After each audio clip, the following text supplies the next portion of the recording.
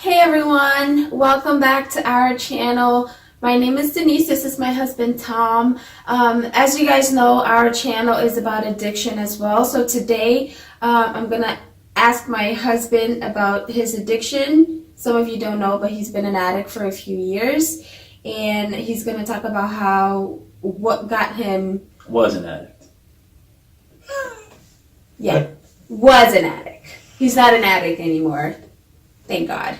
But he's gonna tell you guys how he got into drugs, why he got into drugs, and how God in our church family helped him with his recovery. All right, honey, do you want to tell us about how you grew up? Did something happen in your childhood that made you turn into drugs? Or did you just had a good life for the most part, but what was the reason why you got involved in drugs? Well, I did grow up in a pretty good family. You know, I didn't need anything, had everything I wanted. Good schools, I was a good student, played sports, wasn't huge into partying. Started getting a little bit bigger into it after high school.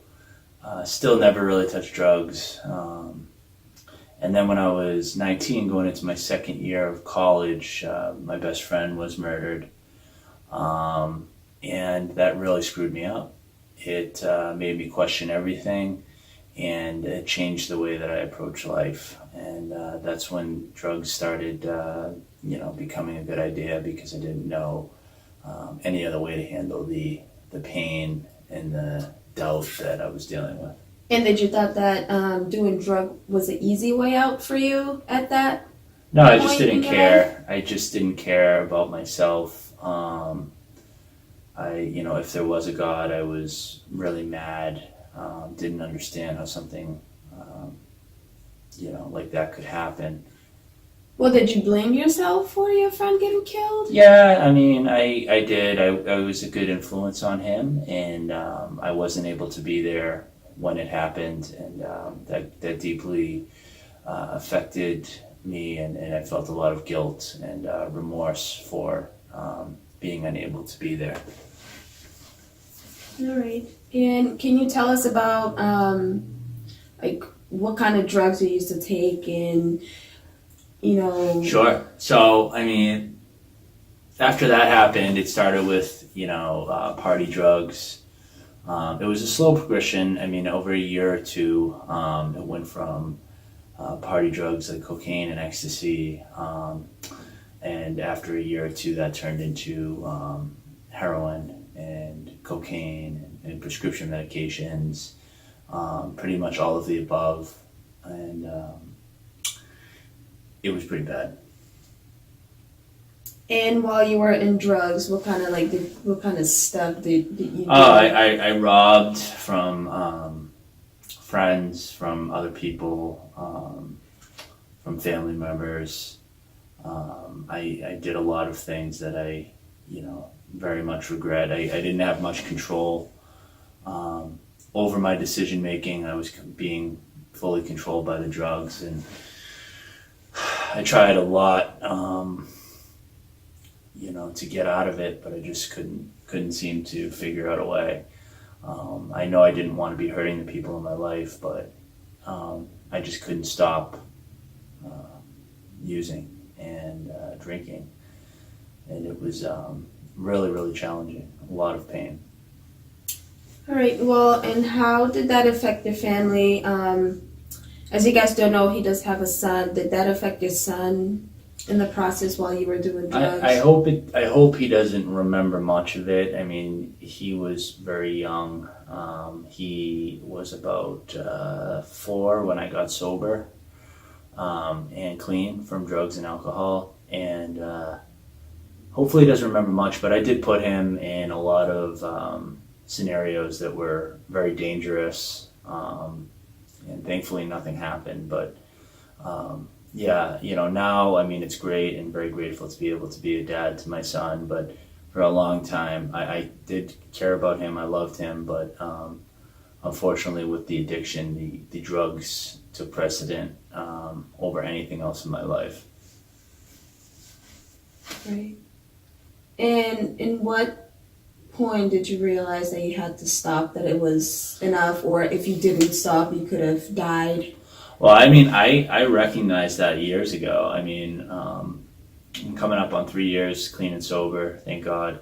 But I was probably using for about 8 to 10 years heavy drugs, and throughout that time there was, multiple occasions where I wanted to stop. I promised everybody I could stop. I tried everything that was suggested, and it was just failure after failure, relapse after relapse, and it was very discouraging. Yeah, that's basically, I recognized it probably 2 years after I started doing drugs that I really need to stop. This is really bad. But that's the thing with the addiction is, if you could just say, hey, this is really bad, I'm going to stop, there probably wouldn't be a lot of drug addicts out there. Okay, and can you talk a little bit about your process of your recovery? Yeah, I mean, I did, do many 12-step programs throughout my years. I never really followed the program. I always, kind of did what I wanted to do. But a year before I got sober, I was invited to church. And, throughout this time, I was very angry at God. I still believe there was a God, but I was very mad at him. I blamed him for everything that happened wrong in my life. And my sister invited me to go to a church that I had never attended before. And something inside of me said, you know what, maybe this is a good idea. So, prior to that, I would not be open-minded to do anything like that. But for some reason, I had just come off of an overdose. I was completely spiritually bankrupt. I was just totally depressed. And I actually said, what do I have to lose? And something happened to me that day when I went into that church. The preacher was preaching on pride, and it was a very difficult, tough message, but my eyes were opened. I mean, something changed in me, and I realized that I had been striving for all this time to try to do all of this thing in my own power. And, God revealed to me that he's a loving, caring God and Father, and that he can uplift me in those times. And in that instant, for the next year or so, I didn't use, and I started, following and doing things in the church. Unfortunately, I didn't do the things outside of church, and developed a little bit of pride and ego and thinking that I was better than other people, which was my downfall. Do you think you got a little confidence saying, I'm not an addict anymore, so I don't have to follow the steps that I need to in my recovery? Yeah, and that's the thing is technically I am still an addict. I mean, for Right. today, I do the things I have to do to stay in recovery and stay sober, turn my will over to God. But yeah, absolutely. It's, you have to stay humble, and really what changed everything around, so about a year after I accepted God into my life and started changing things. I mean, I did start doing better things with my life, but I wasn't focusing on the recovery aspect and getting more skilled in the process of recovery. And throughout that time, that's when I met Denise, but when I met Denise, I was sober.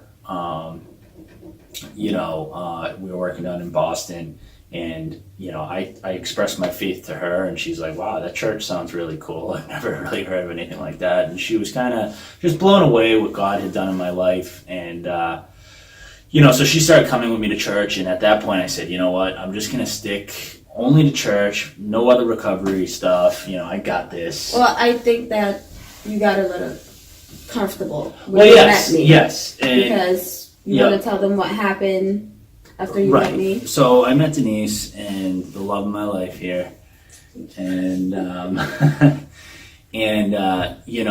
I stopped prioritizing the things, like the 12-step programs, the praying, the things that really keep me sober on a day-to-day basis. And I started putting money.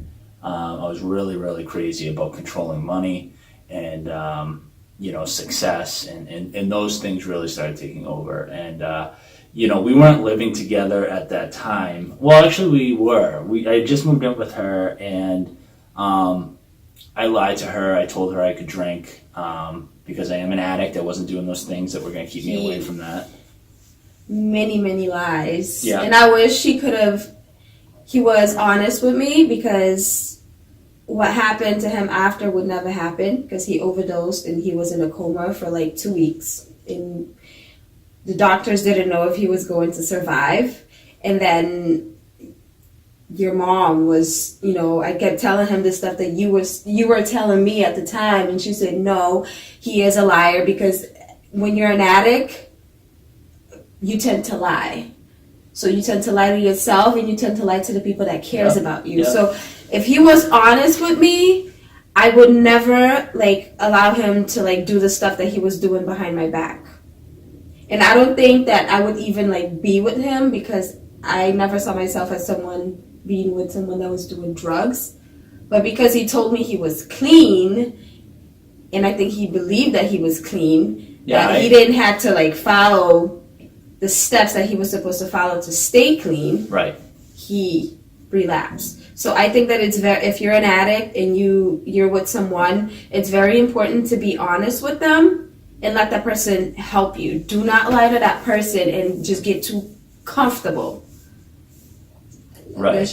And so, like she said, after about 2.5 months after I decided to drink, which is always the way that it starts for many addicts, including me, it's that one little lie, oh, you can just have a drink. And that's exactly what happened. And 2.5 months after that, I did. I overdosed. I was in a coma for 2 weeks.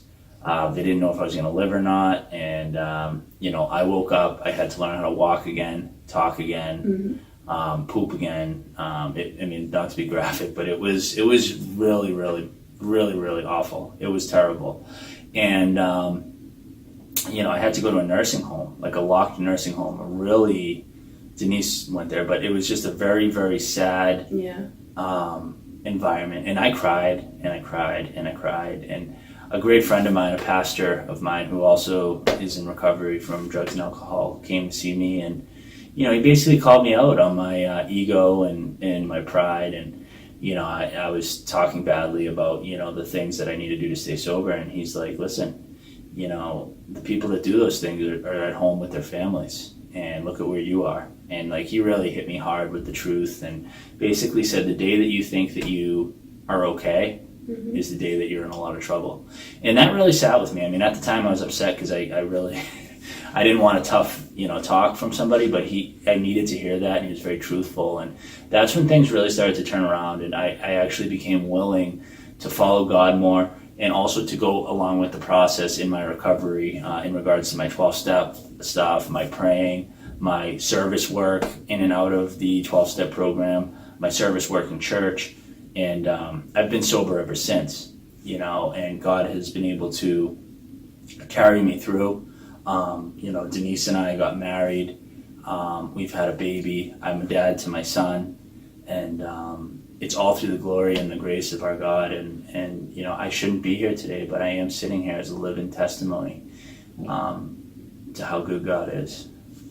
And what kind of message do you have for someone out there that is going through addiction right now?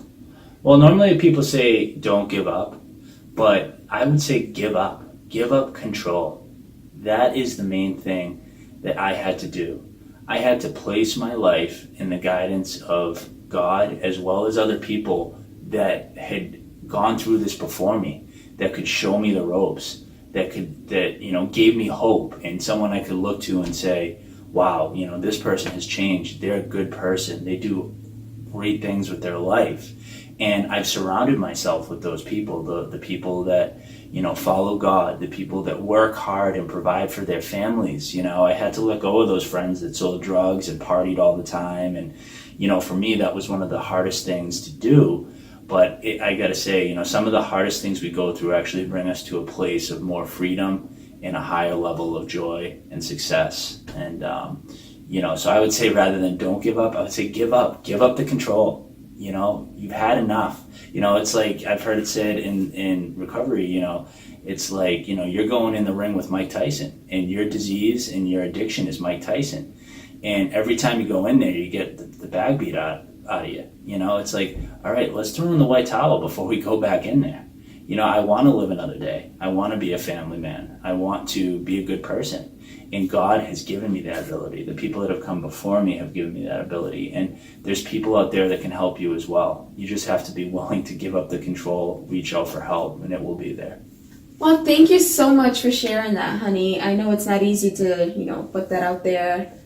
And I'm sure a lot of your friends don't know that you went through that kind of... That's the amazing thing is people would never expect me. I mean, the people that used to know me are shocked in what's happened in my life, but people that have met me afterwards, they don't even know, which is, amazing. Well, thank you so much, honey. Yeah, and I hope that, this helps people out there. Yes. And my suggestion is, reach out to a local church. Oh, yeah. A lot of people in church, at least the one that we go to, are in recovery and they want to help. They're there for help. Very supportive people. We love them. God bless you all. Well, thank you so much, guys, for watching this video. I really hope that it helps someone out there that's going through addiction. My advice to you is reach out to a church that you can find a group of people that can help you, because they are always willing to help you because they went through what you guys are going through right now. So don't be afraid to reach out to a church and to reach out to God. Don't be ashamed to say, oh, the person that helped me was God. Like, he brought me to this place and now I'm living my life the way that I always wanted to live my life. And if you guys like this video, please share, like, and subscribe. And you can tell us what kind of videos you want to watch from us next. Bye. Thank you.